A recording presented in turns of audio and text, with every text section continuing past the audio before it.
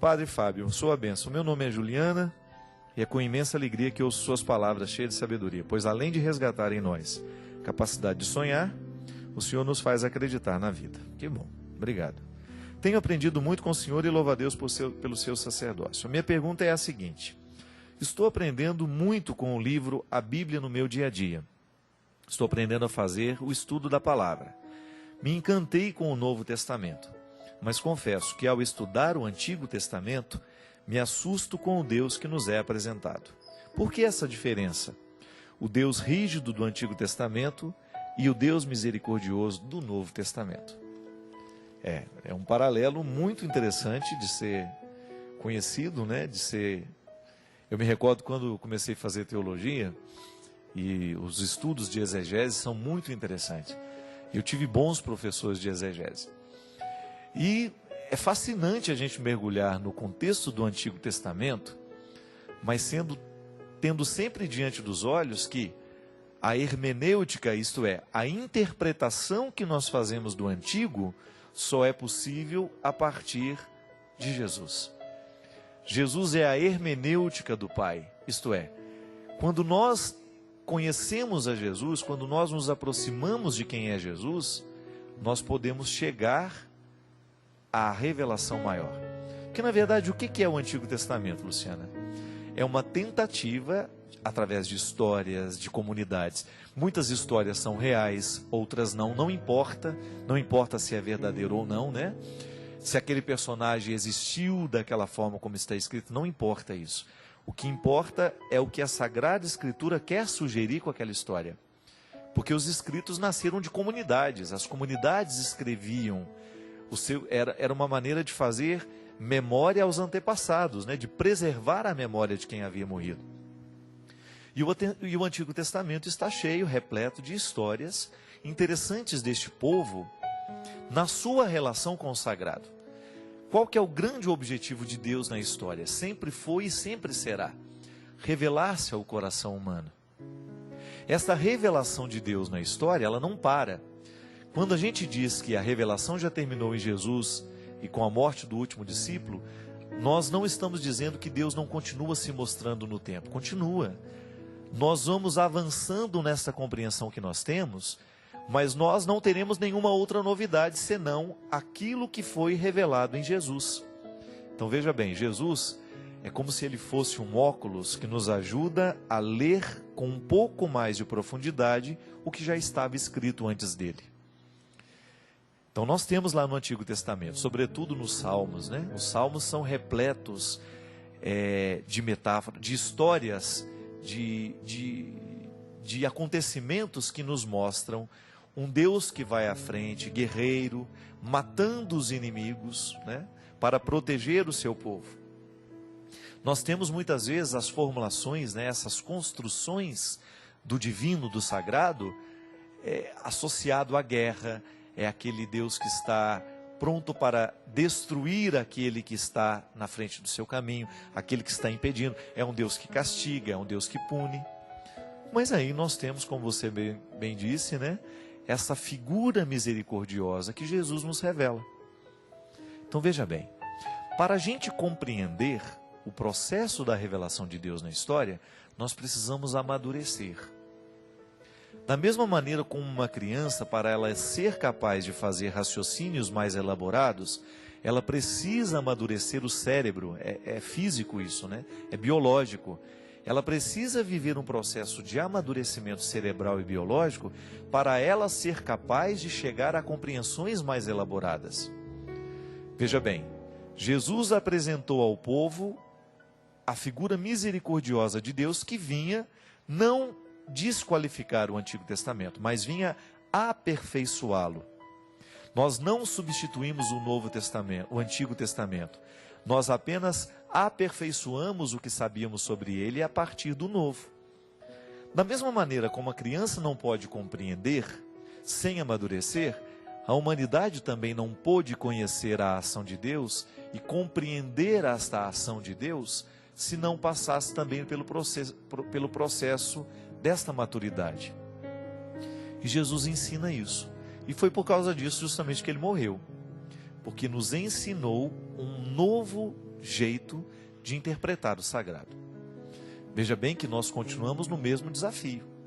Temos o Antigo Testamento, temos o Novo, mas nós também corremos o risco de colocar os nossos pés no Antigo Testamento e não chegarmos à novidade do Testamento em que fala de Jesus. Eu vejo isso em mim e te dou o exemplo a partir da minha vida. Quantas vezes eu percebo, identifico na minha conduta as raízes antigas que ainda não foram tocadas pela força de Jesus. Você também pode ser que você hoje identifique isso, é verdade. Em muitos momentos eu ajo, eu tomo atitudes com os meus pés plantados no Antigo Testamento. Falta misericórdia na minha conduta, falta capacidade de compreender o outro. Porque no Antigo Testamento você tem muitas vezes um ensinamento de que, por exemplo, os doentes não deveriam ficar dentro das cidades. Eles deveriam ser julgados fora. Eles deviam ficar do outro lado do muro. Por quê? Porque dentro daquela compreensão religiosa, a doença era vista como uma espécie de maldição. Isso é Antigo Testamento. Aí Jesus vai dizer que não. Quem é que precisa de médico? Jesus diz. O que está são? Não, é o que está doente. Veja bem que Jesus está falando de uma realidade física, de doença física, mas ele já está propondo uma reflexão ainda mais elaborada. Ele está querendo colocar no seio daquela comunidade uma nova forma de interpretar as Escrituras, as antigas Escrituras.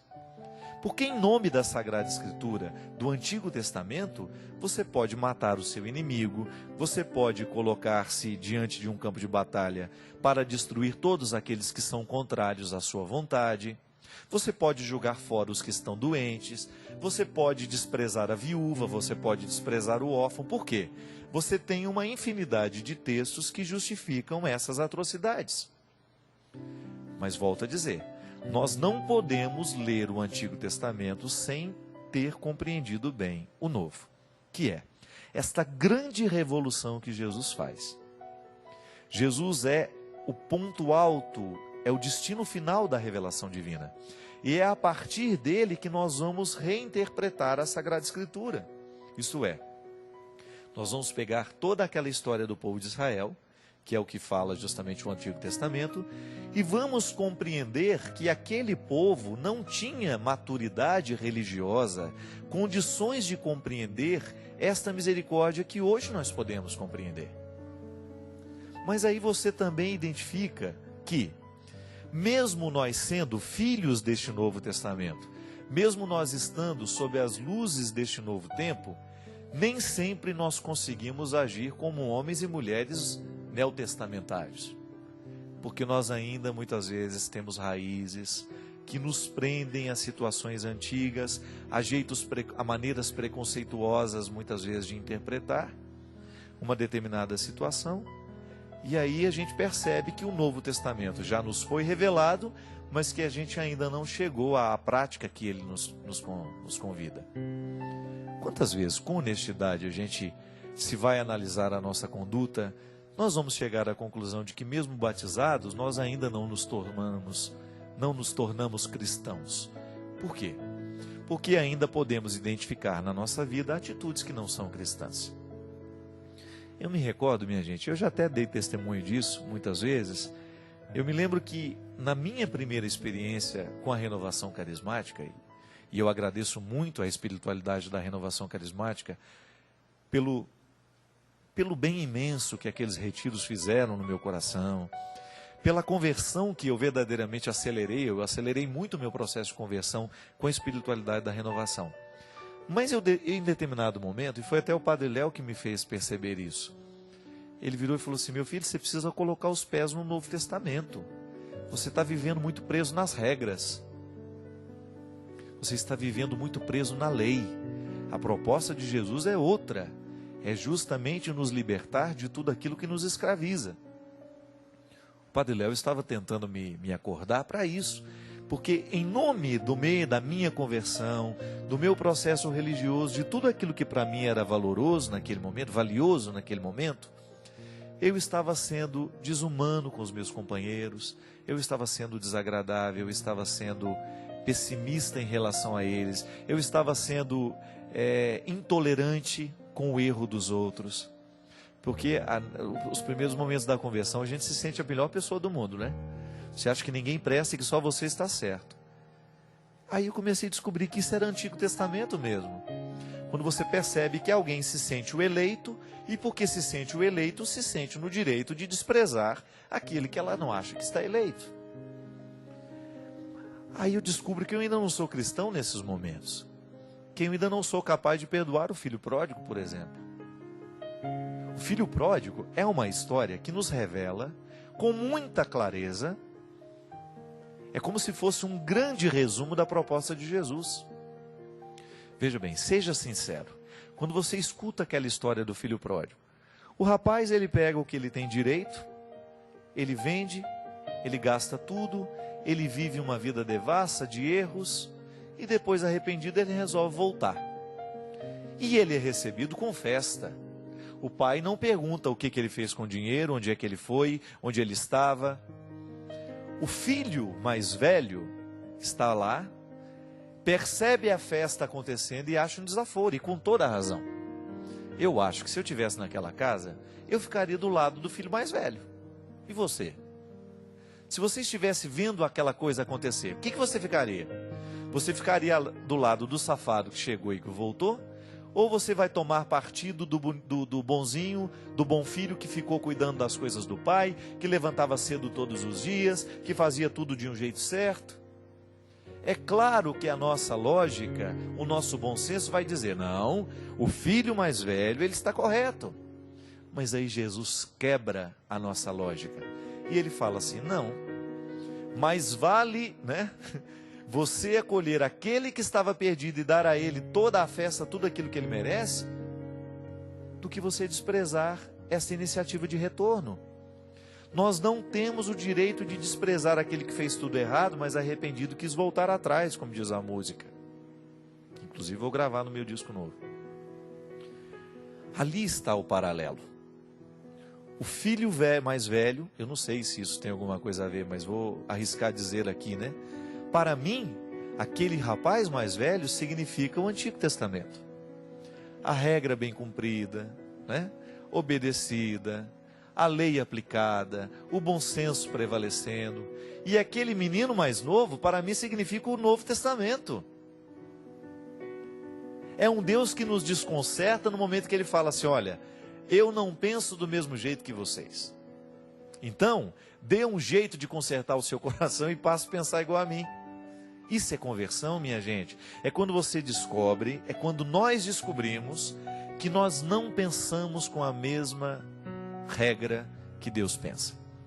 É mais fácil desprezar quem a gente não gosta. É mais fácil a gente mandar embora aquele que nos incomoda. É mais fácil a gente gostar do mais bonitinho. É mais fácil a gente gostar do mais inteligente. Eu sempre digo isso. Quando eu escolho uma equipe para trabalhar comigo, eu vou procurar os especialistas. Jesus não. Jesus não está muito preocupado com o que o outro sabe fazer. Jesus está muito mais preocupado com o que ele pode fazer com aquela pessoa que chega diante dele. Tanto é que ele despreza o jovem rico, né? É muito interessante isso. Eu jamais mandaria aquele rapaz embora. E ficaria, mas que prazer, seja bem-vindo ao grupo, não é? Que satisfação, vamos trabalhar juntos. Jesus não.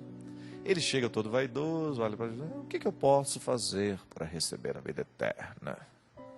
Aí Jesus olha para ele, dá umas regrinhas para ele, né? Aí ele mais vaidoso ainda, tudo isso eu já faço, Senhor. Aí Jesus, tá se achando, né? Como diz lá em Minas, tá se achando o bicho da goiaba, né? Aí Jesus dá uma rasteira naquele rapaz. Sabe por quê? Aquele rapaz representava bem a mentalidade do Antigo Testamento. Eu faço isso, eu faço isso, faço aquilo, está tudo em ordem, minha documentação está toda pronta. Aí Jesus fala para ele, só que a sua documentação pronta não é o suficiente para você entrar no céu. Não é o suficiente para você estar do meu lado.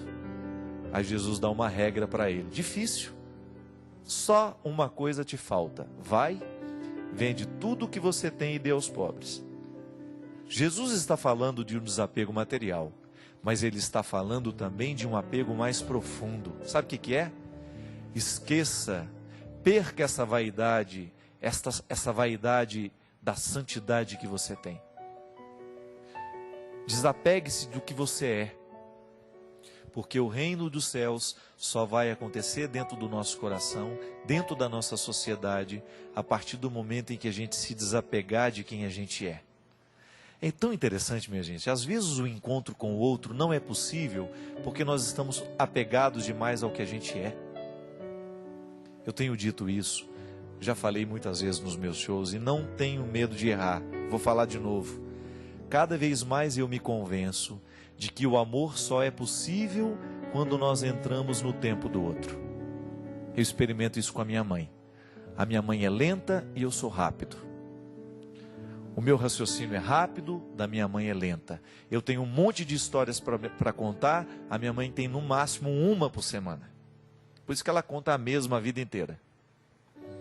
Aí quando eu estou ao lado da minha mãe, eu descubro que eu só posso fazer aquele encontro ser frutuoso se eu entrar no tempo dela. Se eu quiser que a minha mãe pense com a mesma velocidade que eu penso, posso esquecer. Eu não terei a oportunidade de estar com ela. Terei até a oportunidade de tê-la sentada do meu lado. Eu me lembro que teve uma coisa que a minha mãe me disse que me marcou profundamente. Eu me lembro direitinho que eu estava muito intolerante com ela numa época, já tem muito tempo isso, tem uns 5, 6 anos. E teve um momento que ela chorou muito, porque a gente teve uma discussão, ela chorou muito e ela me disse assim: tudo bem, eu não posso mais participar do seu mundo mesmo, eu não sei mais, eu não entendo mais o que você fala, eu também não sei dar palpite mais na sua vida, eu não tenho condições mais de lhe acompanhar, você está certo mesmo, eu vou ficar quietinho no meu canto. Eu me lembro que o contexto da história era o seguinte: eu estava repreendendo a minha mãe, que às vezes a gente inverte essa situação, né? Depois você que fica repreendendo. Eu estava repreendendo por alguma coisa que estava errada, e aquilo rendeu um caldo muito grande e eu a magoei. E ela me deu esse feedback, ela me devolveu isso. E é verdade, minha gente. Muitas vezes, na ânsia de prazer prevalecer quem a gente não pode ficar do lado do outro com qualidade por causa disso. Aí o outro, se quiser ficar do nosso lado, ele tem que ficar minguado, caladinho, sem voz e sem vez. Mas não é isso que verdadeiramente marca a experiência do amor. E onde é que eu aprendo isso? No Novo Testamento. Quando eu vejo Jesus falando a mesma linguagem das pessoas que ele encontrava. Por que Jesus falava em parábolas? Porque era a linguagem que o povo entendia. Para que você vai dar uma palestra usando termos, linguagens que as pessoas não vão entender? Você não vai conseguir comunicar-se. E Jesus sabia disso. Jesus descia, sentava. Por isso que é tão interessante no início das narrativas, né? Jesus, estando ele, papapá, sentou-se na relva e começou a ensinar. Não é? Não era assim? O Sermão da Montanha, Jesus não está no alto de um lugar falando de um púlpito. Não, ele está sentado no mesmo nível que o povo. Sabe por quê? Ele precisava fazer. A atitude de Jesus tinha que ser, ela tinha que estar coerente com aquilo que ele dizia. Como é que ele vai ensinar um Deus que acolhe, um Deus que ama, um Deus que traz para perto, se ele distancia, se ele joga para fora? A sorte dele é que naquela época não tinha foto, né? Senão ele não ia conseguir falar nada. Tira uma foto comigo, Jesus. Coitadinho. Eu queria até que tivesse uma máquina naquela época, só para a gente saber. Às vezes a gente perde oportunidades preciosas da vida de conhecer o outro, de encontrar o outro, porque nós estamos despreparados para o outro. A gente não abre o nosso coração para receber o outro. É difícil isso. Quando você tem aquela oportunidade de estar, por exemplo, hoje eu tenho consciência disso e luto. Se eu tenho oportunidade de estar com a minha mãe, eu tenho que falar de coisas que ela possa participar. Porque senão eu gero na minha mãe um sofrimento muito grande de estar fora. Isso eu tenho dito, eu tenho muito medo da maneira como nós tratamos os nossos idosos. Você já observou que muitas vezes o idoso, ele sofre terrivelmente uma espécie de abandono, né? Que a gente não vai percebendo. Ele está lá dentro de casa, ele senta na mesma mesa que nós, mas ele já está abandonado há muito tempo. A gente não tem mais assunto com ele. O máximo que a gente fala: oi vó, só, acabou o assunto. Por quê? Porque falta muitas vezes em nós a disposição de sentar com o outro, de estar com o outro. Falta Novo Testamento na nossa vida, minha gente. Falta Novo Testamento, falta atitude cristã, falta conversão. Porque nós muitas vezes nos indispomos ao outro, porque nós estamos cheios de nós mesmos. Eu estou cheio das minhas notícias, eu estou cheio dos meus problemas, e eu não tenho disposição de ouvir o que você vai me dizer. Está vendo como tudo isso está associado à própria estrutura neotestamentária? Jesus nos ensina o contrário. Aproxime-se, deixe o outro chegar perto, deixe o outro contar a sua vida.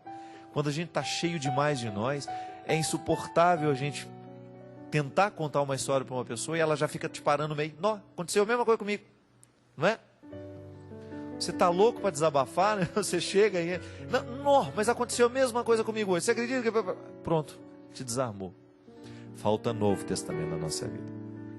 E este caminho é o que nós precisamos fazer todos os dias. Nós precisamos retirar os nossos pés do Antigo Testamento e colocá-los no Novo. Como? Através da vida e de todas essas histórias que eu contei aqui. E muito mais, você também tem um monte de histórias para contar que representam bem essa passagem, do Antigo para o Novo. Aí você vai lá no filho pródigo, você se posiciona. Do lado de quem que você fica? Se você acha que você só vai dar razões ao filho mais velho que obedeceu, que fez isso, cuidado, você pode estar com os pés no Antigo Testamento e ainda não chegou ao conhecimento de novo. Ainda não fez a experiência de Jesus, que modifica, que quebra a nossa lógica. Nós não somos capazes de entender as opções de Jesus. Ele preferiu os pobres, ele preferiu os miseráveis, e a igreja vive o tempo todo o desafio de converter-se a ele. Porque nós também nos perdemos nas nossas ações. A igreja tem essa consciência, porque ela é humana, ela é santa, mas ela é também humana. E no exercício dessa humanidade, ela também corre riscos. Por isso que ela precisa rezar, ela precisa invocar esse Espírito Santo todos os dias sobre ela. Quantas vezes nós incorremos em ações injustas como padre, como bispo. Isso é bonito a gente sabe ser capaz de reconhecer. Como freira, uma religiosa, que de repente com a autoridade que tem, esquece do Novo Testamento e age só a partir do Velho. Faltou misericórdia na ação. É como corrigir alguém, né? Olha, você está errado. Mas há formas muito novas de dizer isso. Você está errado, você precisa mudar de vida. Nós não podemos nos distanciar da misericórdia. A misericórdia é que vai dar esse retoque final. É ela que vai fazer o outro se convencer do que verdadeiramente precisa acontecer dentro dele. O grito, a ordem por ela mesma, é fácil obedecer. Obedece até o momento que o outro está lhe vigiando e depois você vai embora e vai fazer o que você quer. Não podemos. O Novo Testamento nos ensina que a regra não tem que estar de fora, ela tem que estar dentro de nós.